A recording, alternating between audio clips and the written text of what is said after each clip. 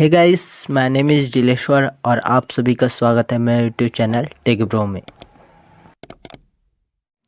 तो आज का टॉपिक है हमारा ध्रुव प्रक्रम व गुप्त ऊष्मा था। जब हम ऊष्मागति के प्रथम नियम को पढ़ रहे थे, जिसका लिंक मैं डिस्क्रिप्शन में तथा आई बटन पे आपको मिल जाएगा, तो उसके अनुप्रयोग में हमने ध्रुव प्रक्रम व गुप्त ऊष्मा के बारे में जानेंगे।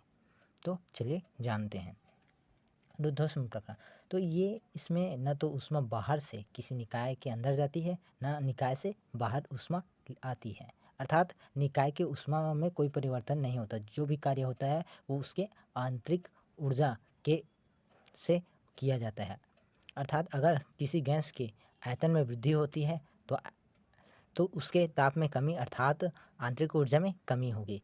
अगर हम ध्रुव प्रक्रम में उसे कंप्रेस करें अर्थात दबाएं, आयतन में कमी करें, तो उसकी आंतरिक ऊर्जा बढ़ेगी अर्थात उसके में आंतरिक ऊर्जा में वृद्धि होगी। जो उसके ऊपर कार्य किया जाएगा उससे उसके आंतरिक ऊर्जा में वृद्धि हो जाएगी।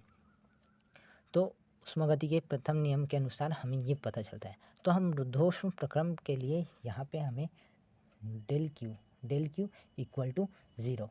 तो ऊष्मागति के नियम में इसे रखने पर हमें मिलेगा del U equal to W. ये हमें माइनस यहाँ पे माइनस होगा, क्योंकि ऊष्मागतिकी का प्रथम नियम del Q minus del W होता है यह।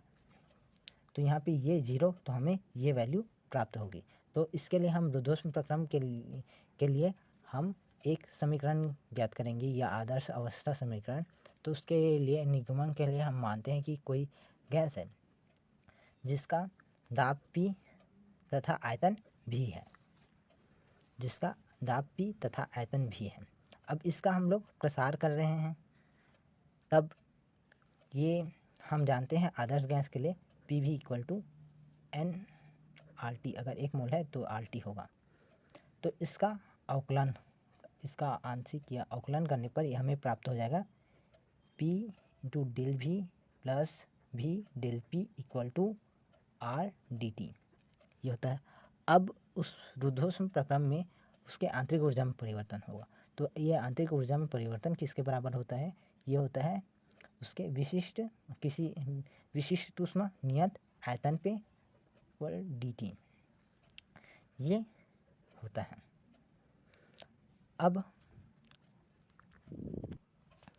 हम इस समीकरण को हम इस प्रकार लिख सकते हैं कि D plus D W equal to 0, minus है तो ये इधर आके प्लस हो है, इस प्रकार लिख सकते हैं। अब डी डब्ल्यू के में हम जानते हैं डी डब्ल्यू इक्वल टू ये होता है पी इंटू डेल भी, ये होता है। और यहाँ पे डेल का वैल्यू ये है। तो इस समीकरण को हम इस प्रकार लिख सकते हैं कि सी V into D T plus का प्लस पी इंटू डेल भी इक्वल टू 0। अब हम इस समीकरण से डी टी का मान फाइंड आउट करेंगे। तो इसके लिए मेयर के नियम से हम जानते हैं कि डेल सी पी यानी गैस की विशिष्ट दाब पे विशिष्ट ऊष्माधारिता माइनस ये इतने के बराबर होता है, ये आर नियतांक है जो इतने के बराबर होता है, ये मेयर का संबंध कहलाता है। मेयर का संबंध, यह नियम, मेयर इक्वेशन। तो इस इक्वेशन को यहाँ पे लागू करते हैं तो हमें मिलेगा P D V plus V D P equal to C P minus C V into D T. इसे पक्षांतर कर देते हैं, डी टी की वैल्यू हमें मिलेगी यहाँ पे P D V plus V D P upon C P minus C V. अब इस डी के मान को हम समीकरण इसमें रखेंगे, समीकरण में इस वाले समीकरण में पुट करेंगे डी टी की वैल्यू को। तो इस समीकरण से हमें प्राप्त होगा C V into P D V plus V D P upon C P minus C V plus P की P into D V equal to 0। इसे हल करेंगे तो इसका गुणा इससे तथा इसे इस तरफ ले जाएंगे पक्षांतर करने के बाद, तो ये 0 हो जाएगा। और इसका गुणा इससे करेंगे, इसका गुणा इनसे होगा तो ये इसे हल करेंगे तो इसे इस प्रकार लिख सकते हैं C V P D V plus C V D P plus C P P D V minus C V P D V equal to 0। ये वैल्यू दोनों में सेम है, ये दोनों कट जाएंगे आपस में, तो हमें समीकरण प्राप्त होगा सी भी, यहाँ पे भी है, भी लिखना भूल गया था, तो ये C V D P plus C P D V equal to 0। अब हम दोनों तरफ दोनों पक्षों में हम यहाँ पे दोनों पक्षों में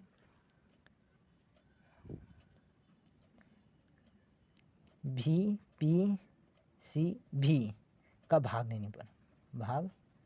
देने पर हमें प्राप्त होगा ये D P upon P plus C P बटे C V into D V upon V equal to 0। तो ये जो सी पी अपॉन सी भी है इसे हम गामा से शो करते हैं।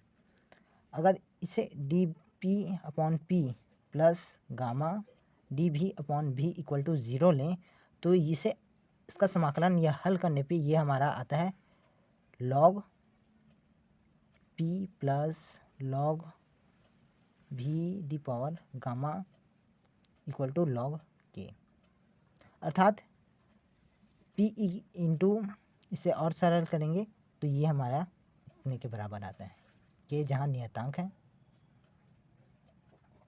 यही हमारा रुद्धोष्म प्रक्रम में पॉइसन का समीकरण कहलाता है और यही समीकरण हमारा रुद्धोष्म प्रक्रम में दाब और आयतन के बीच संबंध है, यह ग्राफ में लागू होता है। इसके बाद हम गुप्त ऊष्मा के बारे में पढ़ेंगे। तो गुप्त ऊष्मा जो होता है ये किसी एकांक द्रव्यमान के पदार्थ से बिना ताप में परिवर्तन अवस्था परिवर्तन करने में उपयोग में लाया गया ऊर्जा गुप्त ऊष्मा कहलाती है। अर्थात किसी जो एकांक द्रव्यमान का पदार्थ है उसके ताप में बिना परिवर्तन लाए उसे द्रव से गैस या द्रव से ठोस में बदलने पे, जैसे पानी को बर्फ लिक्विड से सॉलिड स्टेट में लाने में बिना टेम्परेचर के जो ऊष्मा रिलीज या अवशोषित होती है वो हमारा गुप्त एनर्जी कहलाता है। अर्थात जो उसके इंटरनल में ये होगा डेल एल, जिसे हम उसके आयतन में कुछ कमी या वृद्धि होती है, अगर उसके अवस्था परिवर्तन करते हैं तो ये हो जाएगा W। तो यही हमारा गुप्त ऊष्मा है और इसका हमें पता प्रथम ऊष्मा के गति के प्रथम नियम से लगा था। तो यही उसका उपयोग है, इसके थ्रू हम किसी निकाय की गुप्त ऊष्मा का आकलन करते हैं जो उसके आयतन में परिवर्तन अर्थात del V equal to L minus ये WP डेल V। चूँकि टेम्परेचर में चेंजेस नहीं हो रहा है इसलिए ये 0 होगा, तो L इक्वल टू,